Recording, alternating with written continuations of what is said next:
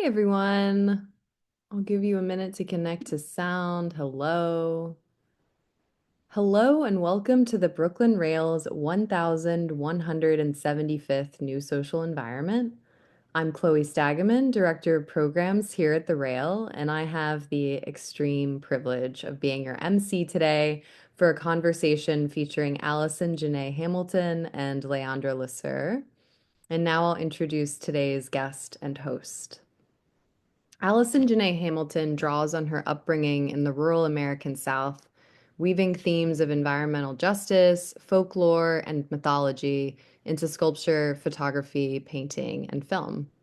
Hamilton has exhibited her work at the Museum of Modern Art, the Studio Museum in Harlem, MoMA PS1, and many other locations, and her work is in numerous collections. Hamilton received her PhD in American Studies from New York University and her MFA in Visual Arts from Columbia. She lives and works in New York. And our host today, Leandra LeSeur, is an artist whose work delves into the celebration of Blackness, queerness, and femininity. Through her work, LeSeur seeks to dismantle systems of power and provide her audience with an opportunity to contemplate themes such as identity, grief, and how the experience of invisibility and debility exist within the frameworks of our day-to-day lives. LeSeur has received several notable awards, including the Tulsa Artist Fellowship and the Leslie Lohman Museum Artist Fellowship, among many others. And we're lucky that Leandra is here today to host. So I'll pass the mic over to Leandra to get us started. Thank you so much, Chloe. And thank you everyone for joining us today. Really excited for this conversation with Allison. Allison, thank you so much for your beautiful work, for your time with this conversation, for being here today. And thank you, Brooklyn Rail, for putting this together and for doing all of these conversations, which have been so beautiful to be a witness to, and now to be in the position of actually being a part of the dialogue. So I'm really grateful for this. Everyone who's here, we're just going to have a conversation. I'm really excited for it. Obviously, Allison has a beautiful show up at Marion Bosky Gallery right now. Allison, correct me if I'm wrong, but I think there's only 1 week left to see it, if that's correct. Yes, just about. Yeah. Yes. It's All right. So posted if on you my page. haven't, yes, if you haven't seen it, please, after this talk, please take a moment this weekend to go and check it out. It's a beautiful show with beautiful works. So Allison, I'm just going to jump right into it. Again, grateful to be in conversation with you. The first thing I want to talk about is the title of the show, Celestine. I'm a language nerd. I obviously love even the way the title kind of rolls off the tongue. I'm just wondering how you arrived at that title. As I know it, when I think about Celestine, I know it's a mineral that is known for its sky blue hue. So I'm wondering if that has any connection to obviously the works in the show. So Yeah, it's nice to be here with y'all. The Brooklyn Rail community. I've always enjoyed following what Brooklyn Rail's up to, so it's really nice to be here for this conversation. Thank you, Leandra and Chloe and the whole team that put this together. Yeah, Celestine. So you're right, it is a mineral. It's known for sort of spiritual properties of anything from intuition and wisdom and peace and all of those things. And it also is something that is used in industry. So I think that was an interesting starting point, thinking about this sort of vertical landscape, which I know we'll get into a little bit later. But so this duality of soil and stars has been something that I've been interested in for a while. I've really been working with sort of the celestial or these starscapes for a while in my work, but this was really the first time I decided to center in on it. I think that the first sort of interest in the stars or like a starry night type of a landscape came from my first museum solo, where I sort of used the turpentine industry as a jumping off point to springboard into the conceptual framework behind that show. And I was thinking about how the turpentine workers from that brutal labor system that sort of had its last heyday in Northern Florida, which is my hometown region. Those workers would start their day, before the sun rose for the day. They would end their day after the sun had already gone down. So any moment of leisure or time to oneself, to contemplate, to make art, to be with your family was at night. And so I began making these constellations and these starscapes in different types of media in homage to those workers, and just the idea of the relationship between the landscape and labor and industry in general. Yeah, no, I really love that. And I mean, I'm thinking about as you like obviously go into the space, there are all these kind of pinpoints to that within all of the aspects of the work and obviously the materials and even obviously the crosses or sometimes X's that you see within the paintings, which I feel are really beautiful. Going into that sentiment, though, about the vertical landscapes, obviously you have mentioned this before, the vertical landscape, the theme of the work, the vertical landscapes from the soil and then the stars. I'm wondering if you can just dive a little bit deeper on this idea, because for me, it obviously takes on this kind of thematic turn of how we root ourselves into history and actually kind of speak on that and talk on that through the ways that we are showcasing the work, through the mediums that are used, but also looking up, it becomes this point of, okay, the history's there, we're rooted in that, but we also have this moment and this kind of breath we take where we have to look up and imagine a future. And I'm wondering if you can talk about the connection of that. Yeah, I think that's an interesting way to look at it. I think for me, this vertical landscape idea, it just came from wanting exactly that, desiring exactly that what you're saying. I've experimented and thought through and sort of sat within several different types of landscapes in my work and in my practice. So people who sort of have known the work over the years have been like immersed in the floor of a riverbed, have been sort of in the sky with me looking downward onto the landscape. They've witnessed these sort of dramatic horizontal vistas or these dramatic sort of swampy landscapes, and I've taken my viewer sort of everywhere. And one thing that I really hadn't done in a literal sense was again, going back to the that previous interest stemming from the turpentine industry, one thing that I hadn't done yet was really bring the viewer into sort of this skyscape, or like looking upward, that vantage point of looking up. So for me, it was another way of continuing this conversation about the relationship between landscape and power and industry and identity, gender, sexuality. There's Black feminist sort of leanings into the body of work as well. And so I saw a lot of opportunity in the vertical landscape as another type of a container Mm. to think through all of these types of concepts. Mm. Yeah, and another thing that as we're looking at the installation photos, and for anyone who has actually been in the space and walked through the space is, when you think about this moment of looking up, I'm sorry, I keep like kind of honing in on that, but it's a contemplative moment and a moment for reflection. And sometimes that reflection allows us to kind of come back to ourselves.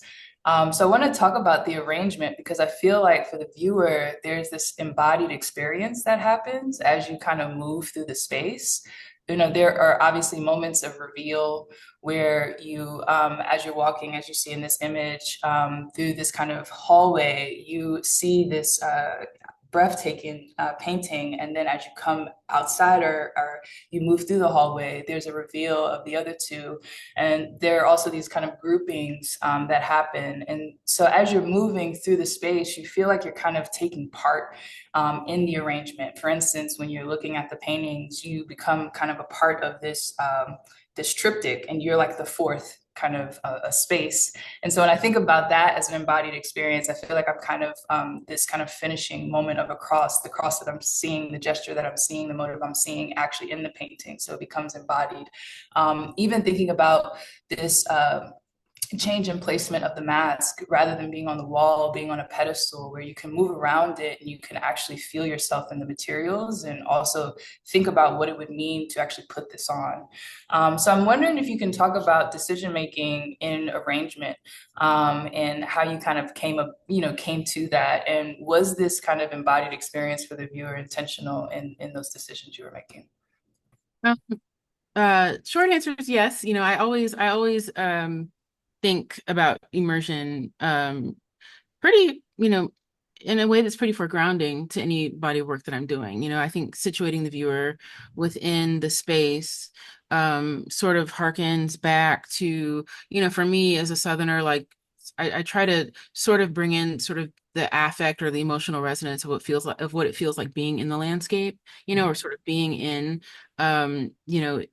situ in that way. And so for me, it is an embodied experience. It's one where you are very much aware that you are sort of one, but one of many, beings in a landscape. And so I try to replicate that to the extent that I can in a gallery setting or a museum type of a space. Sometimes I do that in a way that is really, outrightly immersive, where I might have, you might literally be walking in and around trees or something in the exhibition space, or I may have a multi-channel film that your body is in the middle of all these projections. For this show, I wanted to, think of the concept first and then sort of provide the viewer with several different types of artworks that sort of um, allow that concept to be woven through. So for that reason, it wasn't sort of a one, a totally immersive environment, because I wanted to kind of show different types of artworks. But I still wanted to create that feeling of meandering through, of sort of stumbling upon or having like little surprises in the gallery space. So that's something I'm always trying to do. And I'm always mindful of not only the artworks themselves, but the experience of moving through them, the experience of walking through. I wanted certain things to be visible as you turn this corner, as you notice yourself in the mirror. What else are you noticing behind you? Those are all, decisions that are, thought through in terms of organizing the way that a viewer might be able to access and encounter everything within the space.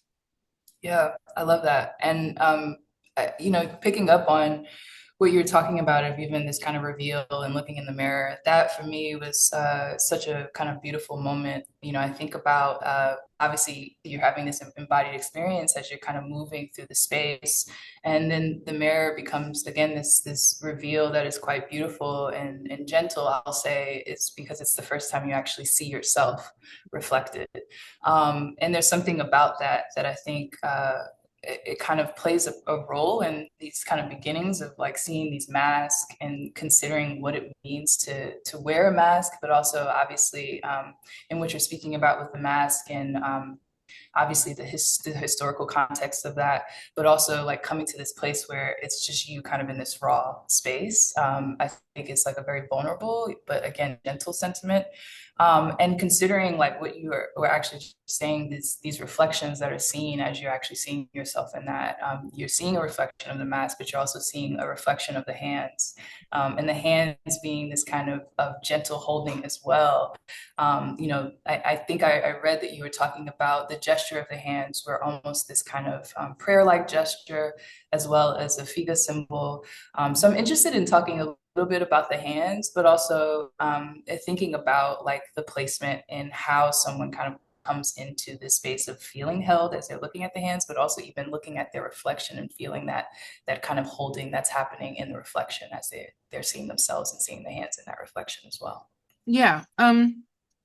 Well, you're always kind of looking at, as at least for myself as an artist, I'm always thinking about the sort of the natural inclinations to how someone thinks about a type of object as a symbol, what hands might be. So you mentioned right off the bat this experience of like being held, or like what hands mean and do. They're also, labor. They're also, you can see the age in some of the hands versus others. So it sort of also reminds the viewer of that embodied, that someone has been here, someone is here, sort of almost like a witness in a way, but yet we're witnessing this body because it's their hands. It's not like we're seeing, when with the masks, even though there's no eyes, you can sort of you get a hint of like someone viewing you. But here it's a different part of the body. And so you're aware that sort of you are this viewer of this sort of disembodied um figure. And that's something that, yeah, it repeats in a lot of my work, sort of like a haint-like quality, sort of an apparition, sort of a slight gesture or nod towards an experience or to a witness. And so that's something that yeah, it was important for the show. And also the hands are cast of friends and family are in the work all the time. And so for this show, I had friends sort of, I worked with friends to make the molds of the hands. And so so far I've worked with Black women who are sort of in the uh, art world or kind of creative practitioners in one way or another. So the middle um, hand, the model was Deborah Willis, and the one to the side was Shonda Roundtree. Also in this body work is a friend, a filmmaker, I'm Hollis Morgan. So there's just a lot of, also experience with labor in a very literal way in our industry. Mm. And so I wanted to bring that in. And then you spoke towards the different types of gestures. I mean, similar to the constellation, some of them are a mashup of real constellations, excuse me, real sort of spiritual hand symbols, and others are a little bit made up or kind of I've taken liberties. So the ones on the ends are, as you mentioned, they have like the figa symbol, and then they also have the other half is the praying hand symbol. So between the two, they become this really interesting power object with multiple meanings, and sort of bringing all those meanings together, but also looking at how there's so much crossover in in the diaspora with these what symbols are sort of important and elevated. So protection and these good luck symbols and what they're for and what they mean. So I wanted to bring that in, and so much of that wisdom or folk vernacular wisdom is bound up within histories and experience of the land as well, and using the land quite literally in healing practices. So there's something about the hands that I wanted to bring in to the conversation. And so I'll keep it going. They're very new. I mean, this is the first time I've shown them. And they're made from very humble materials. They're just plaster, Mm. and there's the alginate that we use to make the molds they're like a very pale blue. And so it also brings in that haint blue Mm. quality when you look closely at them. And so they have a almost like a little glow of that blue color that also, as we know, especially those from the Gulf region, and then the Low Country region where I'm from, it's this wards off negative spirits or evil. So all these types of meanings, and it's really about these gestures and these different attempts, and how uh, folks have used the land and worked with the land in ways that are have been both um, traumatic and violent, for example, with the turpentine industry, and also healing and spiritual. And so it's a complex duality, and I think with, again, going back to the idea of the vertical landscape, you can really sort of start to think through all these ideas, sort of layered on top of each other in that way. Yeah. And I think the one thing that is so uh, just like, sweet to actually experience within your work is this honoring. There's an honoring of a past that, like you said, has a violent history that we know and understand, but there's also a reverent way that you go about kind of expressing that, which I find to be extremely powerful and poetic. And even with the hands and the gestures, you see that. And I also really love how there's obviously this continuous honoring of Black women who have laid kind of the pathway for us, and have set up frameworks for us to follow, and how that slips into so many different aspects of the works that you're creating. And I'm thinking about specifically the Brilliant Sky piece, going back to the mirror. I'm wondering if you can talk a little bit about Marianne Carroll, and how this came to be, this the actual text from the Brilliant Sky text, being kind of like a hint at and a reference to Marianne Carroll and the work that she did, and the ways in which you're kind of honoring that through this piece. Hmm. Yeah, thank you for that question. It was important for me to make this work, yeah, it is an homage, as you mentioned, to Marion Carroll. Marion Carroll was the only woman painter of the Florida Highwaymen. She was the one woman highwayman, and she basically the Florida Highwaymen were a group of Black American landscape painters, Black Floridians, who were active about the mid 20th century and onward, and they were these traveling painters, and they would sell their paintings all throughout, really all up and down the state, as did Marion Carroll. And I began to think about her experience doing that. She's documented, what it was like going throughout the Jim Crow South, selling, your work as a creative, selling her work as a creative practitioner.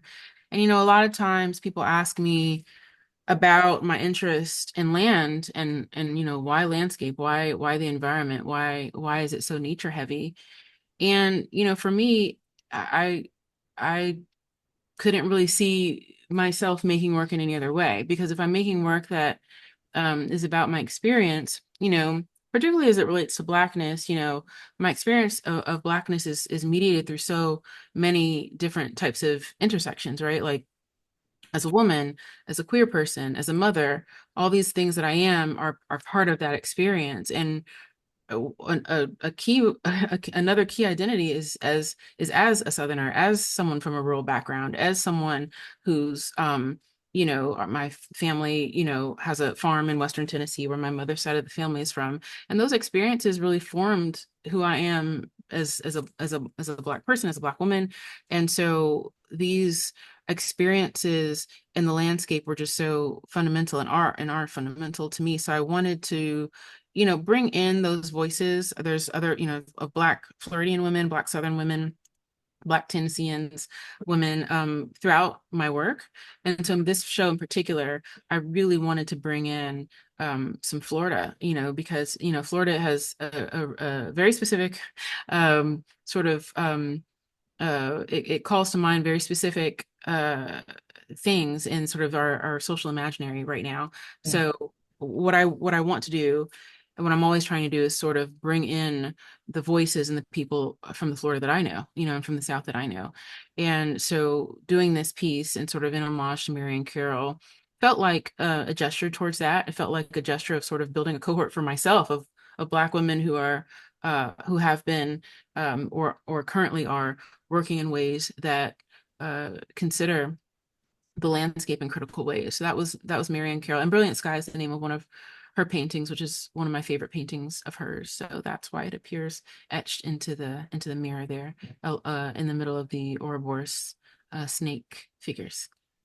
Yeah, and the thing that also hits me in a way that's really quite beautiful is, I think about as artists, like it's important for us to kind of create these markers for ourselves, especially understanding that a lot of the history we have learned is history that when you're out in the world, you talk about landscape, when you're out actually physically in a space, on a site, you have no markers to understand like what has taken place. Sometimes you do, but most of the times you don't. And I've been kind of grappling with what does it mean to then start creating these markers for ourselves that become kind of a history of its own, and obviously a personal archive through the work that we're making, but an archive that's not just for us, but for the communities that we're a part of. So I think like obviously that is happening in your work, and it's so beautiful to see these names come up that maybe most people wouldn't know about, and it allows them kind of an entry point into more research and understanding of different regions,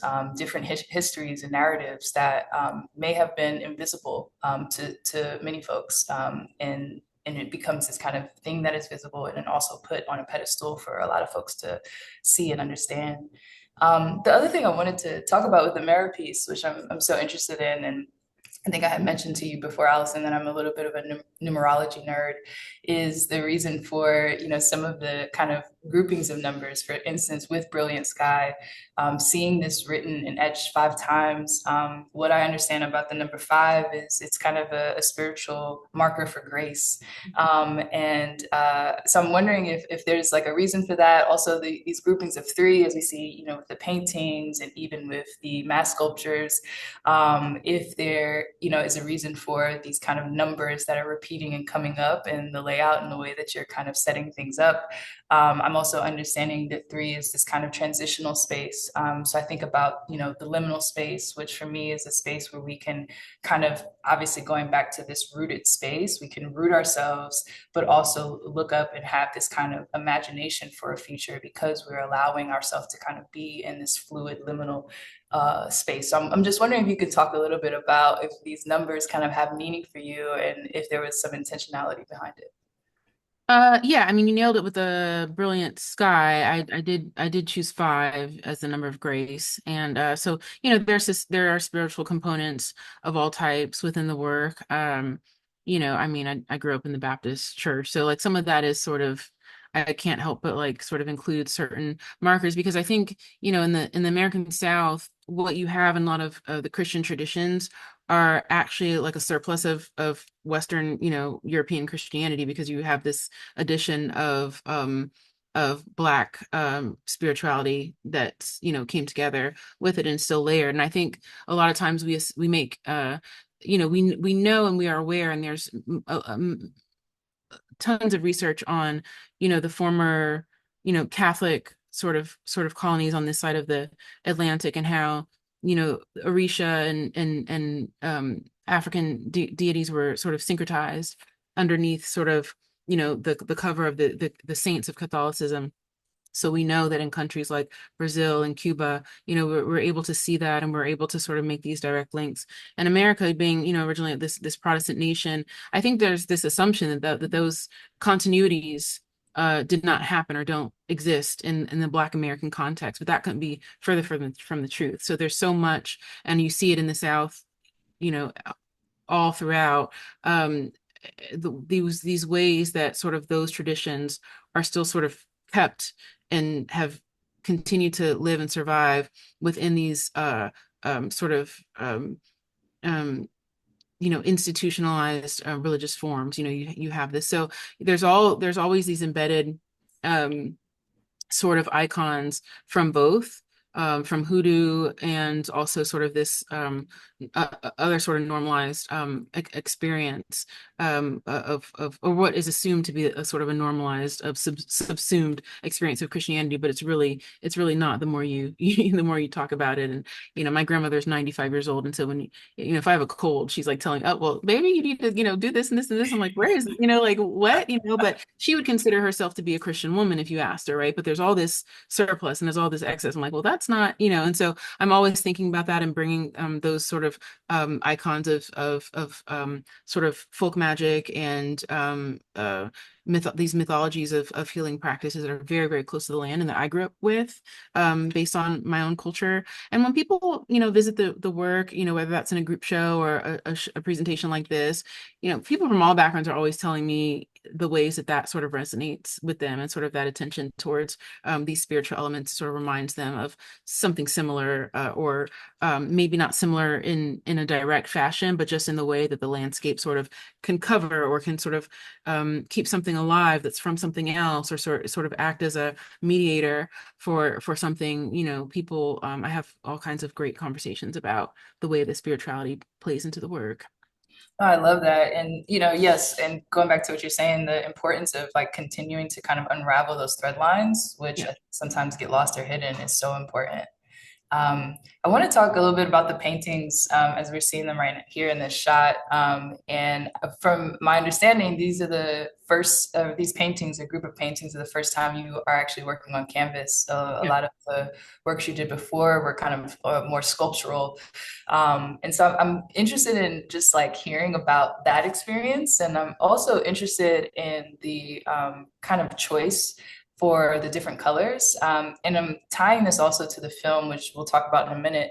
But the blues that come out, obviously the haint blue, but there's also this kind of deep sea blue that we're seeing. And then there are also these kind of hints of red and yellows. And then sometimes this like white that kind of comes up in the paintings. And what I also noticed, the same kind of theme of color in the film. So I'm interested if you can talk about how was it kind of working on canvas in this way, this new and different way, and also if you could talk a little bit about the choice of kind of colors and what those mean to you. Sure. Yeah, I'm happy to. Well, first things first, I suppose. Yes, the paintings on canvas are new, a new part of my work and practice. And as you said, the first ones that use these constellation themes or that had kind of marks or gestures or using paint, was they were more sculptural. They were more, they were on these sort of live edge boards or even wood panels, and they were, they were more sculptural. They had all kinds of elements embedded on them or embellished onto them. And I really wanted to sort of have this experience of allowing my viewer to really sink into the motif itself, and in a way that wasn't necessarily, you know, um, bound up with everything that sculpture gives to I sort of wanted to isolate in a way the just the gestures and the paintings and within the paintings on canvas to see what that might provide. Painting was not something that I studied in art school. It was not something that I had done before, as y'all know. And so painting in this way. And, I just felt like it was time to sort of take the plunge into it. I had just had a baby. And so when I came back to the studio, everything just sort of felt really new in my life, and everything felt sort of like fair game for experimentation and improv, because that's what happens when you have a baby. You have to learn to improv a lot. If any parents are here, they know. And so I just decided to bring that spirit of newness and sort of a fresh energy and new ways of working, new ways of being into the studio. Why not? And so that was the time I said, well, I'm back here, and let's do something new. And so that was that it just felt like the right time. And I loved working with these. I loved being able to sort of figure out how to organize uh, this abstract um, set of gestures and marks, how to organize them around a rectangular canvas, which is very, very different from doing that on a live edge board or even a vertical wood panel leaning on the wall. It's a very different bodily experience making the work, getting into it. And there was some trial and error in the beginning, because I was trying to figure out, well, how do I want to think through composition? How do I want to get into it? And so, I chose not to do um sort of studies or models. What I did instead was I'm sitting here at my desk, and you can't see it. You're looking behind, from this vantage point at like the works in progress, but in front of me, I have tons of like family photographs and sort of all these different like just group, images of like my family and things like that on our farm. These are mostly from our farm in Tennessee, but there's like the one on what you all see on the left, the lighter blue one. I used a group photo of my grandmother and her siblings to sort of just give myself some organization. So if you look closely, it kind of looks like heads, like a group photo. So I do things like that, and sort of it was an experiment, not only in the materials, but also just in abstraction and in composition. I assumed that I would think in a photographic way, since photography was my first art form. And it did sort of go that route. Now with color, which you also asked about, blue, there are certain colors that are just with me in the work. So there's, various shades of blue, white, there's again kind of going back culturally to this paint blue color, or that I just grew up knowing and seeing. And I wanted this middle one, the darkest one, I wanted it to feel, and when you're in the gallery, it looks a lot different. You can't really get the detail here in the installation image, but it's very, very layered. The blacks are layered on top of each other in a way that feels very it feels like you're really looking into the depths. And I wanted there to be some pop of color breaking through. So when you see it in the gallery, you'll see what I'm talking about. And so I really just was looking for something that would feel like a bold color, but then yet could also in another way sort of still be sort of like a layer within this darkness. And so I wanted it to feel like almost like a nebula type of a star cloud. But I've, like I enjoy saying this in different conversations, because it's so true. People tell me all different associations that they come up with the work. So I've, people are telling me they look like schools of fish or birds or bird murmuration or all different types of religious crosses or, anything. But for me, I initially, the intention was for them to be stars. So there are all these different celestial landscapes. Forgive me, y'all. It's New York City back. I have my window open, so you'll hear the sounds of the city a little bit. If I was in my hometown, it would be like pig frogs and cricket. We've got Manhattan in the background. But anyway, so yeah, that's kind of a little bit about my experience so far with the paintings. Oh, I love that. Also, I don't know if maybe you've said that before, but thinking about the composition of, the crosses or stars, as we can call them, the constellations, I'll call them. And as they move across the canvas, thinking about like it was an image that you were kind of visually referencing.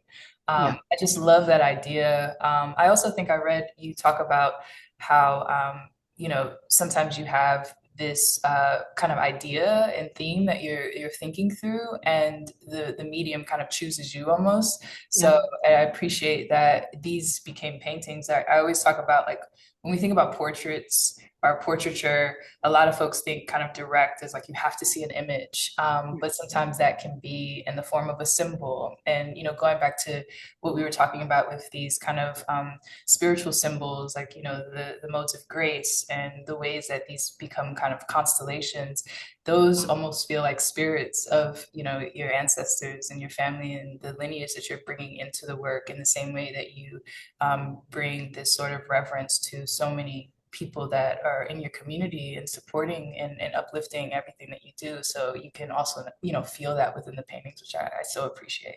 So thank you for sharing that. um, I was gonna say, Chloe, I don't know if you can go back to the last painting, but as I was looking at that painting, it also feels like kind of like a mirror of sorts to the actual film. And what we see as the film kind of goes through its duration, where there are these very kind of faint blues coming through the visual that you're seeing of the trees, which the trees are giving off this very dark, kind of a structure. And then you see kind of these hints of red and sometimes even yellow that feels like a flash of sorts that comes through. So I'm using this as kind of like a reference point to thread line into the film, and want to talk a little bit about the film and the composition of it. What was quite interesting viewing the film is, I mean, obviously it's such a beautiful film, and the voice as it comes through, it becomes this beautiful, like kind of poetic and also meditative space, but it also has this like haunting quality that I think is quite interesting. And I'm not saying that in a negative light. I'm saying that in a kind of a way of thinking of reverence in the way that you can honor a voice, a body, a spirit. But considering the way that you went about creating the film, I'm wondering if you can bring us into that process a little bit. I love the use of time lapse and how it kind of opens up. I think about as we look at abstract pieces, our eyes kind of open up as we sit with it. And sometimes with video works, you're kind of almost in a way demanding a viewer to like, please stay with this and be with me in this moment. And I think you do a very good job of actually kind of, taking that and asking someone, please sit with this. And the time lapse is a way that, things are moving fast, but there are moments where your eye opens up to this kind of stagnant stillness that becomes very poetic. I'm just wondering if you could talk a little bit about, again, the process, but also, what was the decision making for the time lapse, which I feel like really does a good job of offering that stillness rather than like moving slowly through these visuals. And yeah, like how did you kind of come to that decision making process? Mhm.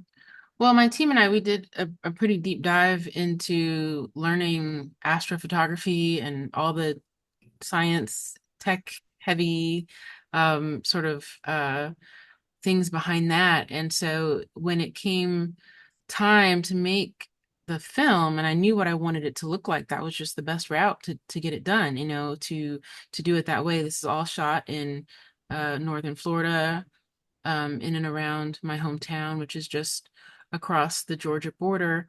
And so they are images taken overnight. And yeah, they do. It is an interesting thing that you point out, which is that, you know, technically it's moving very slow, but it's sped up, and we're able to witness it only through sort of this collection of, you know, hundreds and hundreds of images that are strewn together in this format. So it does sort of allow a contemplative sort of experience with the night sky that isn't possible otherwise. You know, you can't really take in the entire night um, visually in that way unless you're there. You know, so um, it's, you know, and then within that, it's almost, it kind of harkens to just overall changes in a landscape and sort of the precariousness and the fragility and vulnerability of the land itself as we're looking through the land. You know, in many cases you see the tops of the trees or the Spanish moss or the pine woods and the sable palms. You're looking through the landscape at the night sky. So it sort of also, I think, calls to mind sort of the this other sort of time scape and time experience, temporal experience, that has to do with the landscape in a very literal sense as well. So Mm, it feels in a way sort of ethereal or mythological, but it's also very it's quite tangible at the mm, same time. I love that. Yeah, and I just appreciate it so much. It's such a beautiful film. I think also it's interesting to know about the process and how you and your team were able to kind of simplify it in Mhm. such a beautiful way that it becomes this piece that you can really sit with. And obviously this the sound portion, I'm wondering if you could talk about that because that brings you in. It's something that's so you know, it just kind of grips you and holds you there. And obviously, the song that is being sung or hummed, I should say, or is Florida Storm. I'm wondering if you could talk a little bit about, you know, kind of the background of that, how you came to work with the person singing, and also if you can, I guess, just like talk a little bit about your approach to how the sound kind of came into play. Was it something that was thought of at the beginning of the process, or something that was brought in the aftermath of creating the visuals? Just so we can have like a little bit of background on that. Yeah, sure. Well, the voice that you hear in the film, or if you haven't seen it yet, the voice that you will hear when you go into the gallery, it's Candace Hoyes, who's an amazing and just incredible soprano singer and also a jazz singer as well. She's from Florida, so again, wanting to have sort of this Black Floridian woman's experience foregrounded in the show. Uh, the song that she's doing, it's an arrangement of Florida Storm, which is a secular hymn. It's a shape note hymn. Shape note singing was very popular along the Florida Alabama coast at one point, and so this is a secular. It's mostly all religious music, but this was a secular hymn written in 1928 by Judge Jackson about the Great Miami Hurricane of 1926.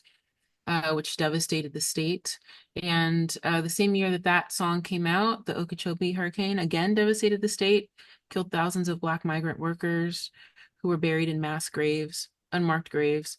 And that second storm was the backdrop for Zora Neale Hurston's Their Eyes Were Watching God. And so I have used that song in several ways throughout my work and my practice. It's been a piece that has been very sort of close to me, close to our studio, and I've worked with musicians to make different various arrangements to it. I've used it in a performance artwork uh, as a title to one of my first, from my first large scale outdoor work, which is a tambourine tower at Storm King Art Center. So the piece has been with me for a while, but I've been sort of sharing with the audience and with my viewer in several different ways over the years. So for this, I invited Candace to make her own, you know, interpretation of Florida Storm of Judge Jackson's hymn. We looked at the visuals together, so the images were made first, and then Candace and I sat down and you know, talk through the tone and tenor and the mood of the piece and sort of the storyline and what we wanted to convey. And then from there, I just kind of let her do her thing, you know, because I think one of the joys of working with other creative practitioners is it's just one of my favorite things. I love to collaborate with other artists and of different all different genres in media. I mean, so one of the best things about that is you're working with incredible people. You're working with such talent, and so I trusted her to interpret the song through her artistic lens as well. And so she and I had a great time working on this, and I love the way it came out. Beautiful. Yeah, it's something that I think is extremely powerful. And when you think about as artists and creatives, especially in collaboration, what it takes to move through, obviously holding a narrative and a history again that has this violence to it, and being able to almost transform that into something that yes becomes quite haunting in how you experience it, but also quite beautiful and poignant in terms of like the way that it kind of grounds you in an understanding and yet allows for space to really sit with it and be with it. So I'm so appreciative of that. This work is really quite beautiful. And I hope everyone that's on this call has experienced it or will get to experience it. The last thing I just want to ask before we go into the Q&A is if you can talk about like what's ahead. I know in our conversations before this, there were some things that you're working on with your team that are very exciting. And as we know with your practice, Allison, that you have the ability to, as you said, kind of mold to what is calling you based on what you're doing. So I'm excited to hear about what's up next.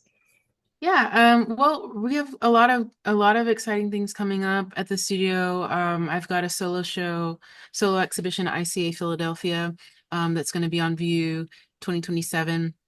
And before that, I'm working on a film that will be presented next year, spring 2026, at the Telfair Museum in Savannah, Georgia. And that film will be, something that can live in multiple types of ways, which we're really looking forward to, and we're just thrilled about, as a team. So it'll be projected on the facade of the building, like many of my works have been sort of large scale or sort of these film installations, but it's also able to be screened in a theater context. So sort of a crossover between sort of the art world and sort of the film world. And so it's going to be a narrative short about a young woman who's escaped Ossabaw Island during the antebellum period, and she's sort of moving into Maroonage as she's trying to cross the North Florida border into Catholic Florida, which at the time, if you could make it into Florida, you could attain freedom through joining the Catholic Church. So this is sort of this idea about freedom as a civic endeavor or as this wilderness sort of radical endeavor, in which one she's sort of grappling with sort of these choices within this landscape that's also kind of in a way a protagonist. So that's something that I'm excited about and we're working on right now. I'm probably gonna after this go back to working on that. And so yeah, we're always doing stuff, always kind of on to the next exciting project here, which I'm really, really grateful for. Sweet. I'm looking forward to that, and hopefully I can be able to see that in Savannah, which I visit quite frequently. Anyway, thank you so much, Allison. This has been really special for me personally. I really appreciate you taking the time out to just like dive into the work and talk to us about it. It was really special. I'll hand it over to Chloe. I don't know if we're going into the Q&A yet, but yes. Thank you so much, Allison and Leandra. That was such a pleasure to listen to. We have several questions gathered now, and if you have a question for Allison, feel free to post it in the form in the chat, and we'll turn to you next. Allison, the first question is from Anne. Anne is wondering what is on your reading list right now, and says, thank you so much for this conversation. Thank you, Anne. That's a great question. I haven't had a time, I haven't had a lot of time in the last month to get a lot of reading in, but I'm sitting here at my desk. I wish y'all could see. I have tons of good things here. I'm always reading these types of, hold on, let me get this and show y'all. I'm always reading stuff like this and like environmental sort of, but works that really bring the sort of the forefront. To me, landscape is like it's a social and political concept as well as an actual thing. So I've got like designing the bayous. This is about the Atchafalaya Swamp Basin. I've got let's see, Everglades environmental history. Oh, this is a good one. Zora Neale Hurston on Florida food. That's a good one. But it's in the Florida Gators colors, which I don't love that. I went to Florida State, so this like that's the one thing that I kind of this one's on the edge, but I love the book. So it native trees southeast. So it's always important for me to have things around. I've got Camille Dungy's. If you don't, I don't know if you like poetry, but Camille Dungy's Black Nature is a good one. I have it at my house. I have it at my studio. I have it with me when I'm traveling for work. It's just a really good one. So I'm always in the middle of a mix of things. I've got this good one. This is about the hoodoo system and the landscape. Do y'all know this one? Mojo Work, and it's another good one. So, there's always something around here that's sort of um coming into the practice, into the work. And it's under a bunch of picture frames, so I'm not going to try to get it right now, but I recommend any books on the Florida Highwaymen, speaking of Marianne Carroll, because I have several of them right here with me. So yeah. Those were amazing recommendations. Thank you so much, Allison. Oh, Black Nature is another one. There's a great one called Black Nature. So anything like that. Amazing. Thank Yeah. you. Thank you for the question, Anne. The next comment/question is from Magli. I'm going to pass it over to Magli. Thank you, Chloe, and thank you, Allison and Leandra. I really enjoyed listening to the conversation. I can't wait to go see the show. I just wanted to say I grew up in Florida. It's really nice to hear a different narrative being built around Florida because I feel like when I tell people I'm from Florida, they're kind of like, "Oh, okay, like I'm sorry." Yeah. Like, no, there's a lot going on in Florida. It's not just what you think. There are a lot of Black people there. There are a lot of queer people, a lot of Exactly. people organizing and fighting for something different. So I really appreciate your work trying to uplift, Mhm. yeah, just uplift what isn't mainstream. I can't wait to go see the show. Thank you. Yeah, I get that too. When people say, "Where are you from?" I say Florida. They say, "Oh, I'm so sorry." I said, and then my response is, "I wouldn't want to be from anywhere else. I love being from Florida, and I'll always stand by that. I love my state, as wacky as it can be. I love it." Thank you, Magli. Thank you, Allison. I have a question to ask at the end. I know how responsive you are to place, Allison, and I have to ask if you were limited by like no limit, what place would you want to make a work of art?